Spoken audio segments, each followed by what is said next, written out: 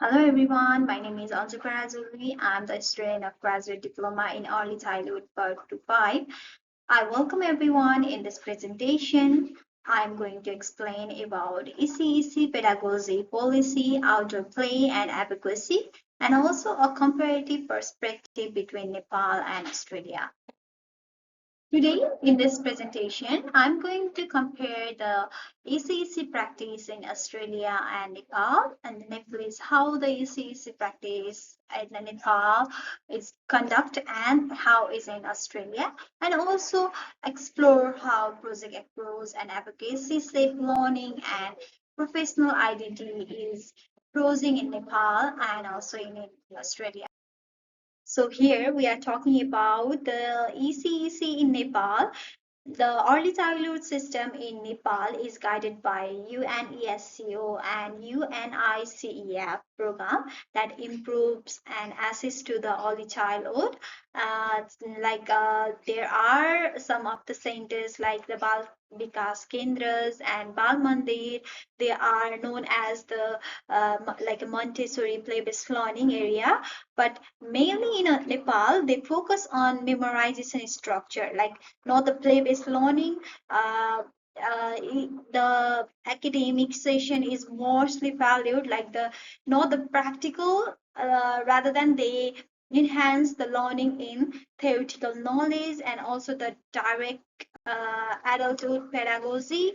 And also there will be the limit outdoor space and emphasize on academic reading. So now we are talking about the Australian ECEC. We all know that Australian ECEC sector is directed by the early years learning framework and also the NQF. They support children's lead, play lead, pedagogic practice to develop the children relations and well-being Australian practitioner, like utilizing the Rigo, Emilia, Montessori, and sociocultural integration, and also the Vygotsky that saves environments with the children become involved in play, explore, and learn from playing. Also, the ECEC system is led by the vision to improve the family involvement at the core of the quality education. So compared to Nepal, it's quite different in Australia. Like Australia, more enhanced in play-based learning rather than theoretical learning. And also in Australia, there is full development of life learning. Like the childrens, they are able to learn the things in the practical way rather than the theoretical practice. So, as comparison between the two countries, Nepal and Australia, the policy is like Nepal is led by or the it is programmed by UNICEF and UNESCO, and but the Australia it is programmed by NQF EYLF program. And talking about the pedagogy, the teacher is like they are lead more than theoretical rather than the practical. And but in Australia there will be the practical like inquiry drive play-based learning. And talking about the outdoor, outdoor learning in Nepal is limited, uh, rather compared to the Australia. Like in Australia there is no limitation of learning, like they can do the outdoor activities, there will be play-based learning with the different materials.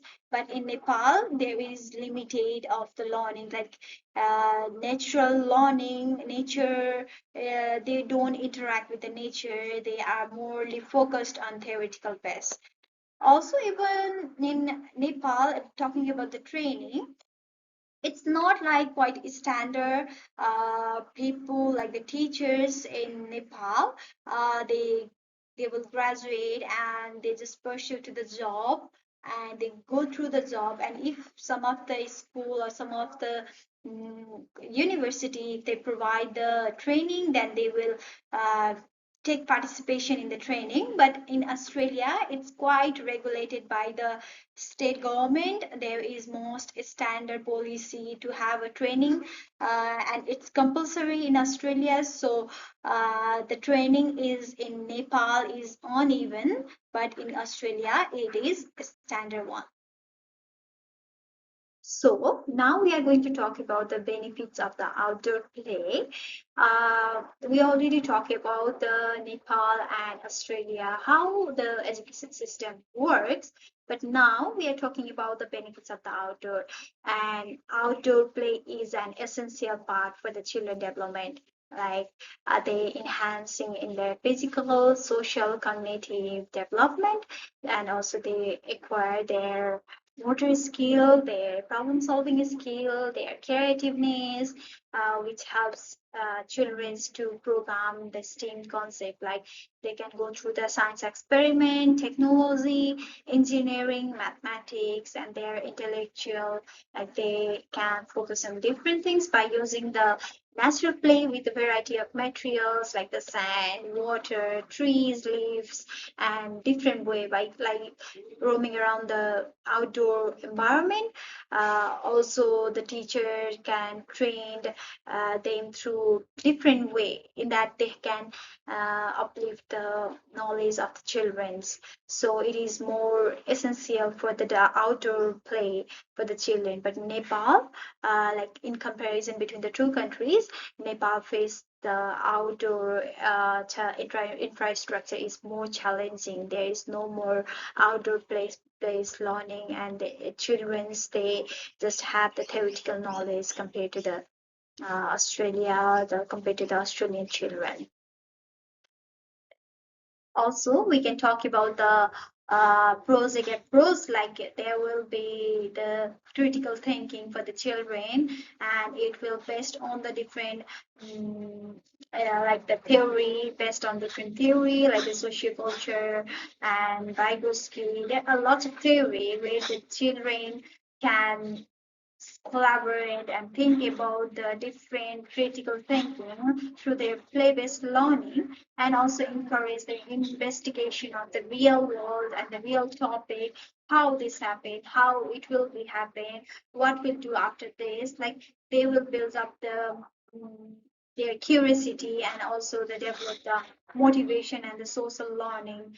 So it will help children if they are doing the play-based learning, the nature learning, and they can adapt the environment as well. And it will be beneficial for the children for their adulthood or upcoming future. So now we are going to talk about the advocacy in early childhood education, where the advocacy is like the teachers are advocates. They provide the quality and communication, like community connection. Like the Australia, they facilitated by NQS area 6 and NKRS area 7, where NQS area 6 is like connection and the collaboration, and NQS 5 is about the partnership, about the governance and the leadership. And in Nepal, it is advocacy through the UNICEF, teachers in order to train them in advocacy to become a force on ECEC policy. In this way, they build up their profession, their challenging, their leadership, like they are protected with the different policy of ECEC. So main thing is advocacy begins in practice each day through roles modeling of respect, equality. Those reflection are like it will come by the practice working in the community, like producing better individual children and serving the social reputation of the early childhood profession. So in this way the teacher can shape the ethical innovation and the change the environment. The teacher are the leader advocacy, like they starts in daily practice through reflection and collaboration with the family, support the children. So in this way the teachers adds a change, as in they provide the family. They help the children and collaborate with the family. So in this way, the children learning will uplift. So now we are in the last session of the presentation. So we saw the difference between the Australia's and Nepalese ECEC system, which brings out the imperative of policy, pedagogy, and play to deliver quality education. So while Nepal is incorporating education, Australian trials models like EYLF and QF, and the other success in embarrassing play, family, and professional reflectivity. Also, the outdoor play is a world for the body, mind, and intelligence through the development of the children, and also the project-based, inquiry-based, collaborative for the children increase learning is byproduct. And finally, teacher they put the children's like right track, professional identity, and educational justice on the agenda of early childhood education, both Australia and globally. So thank you very much for watching my video. Thank you.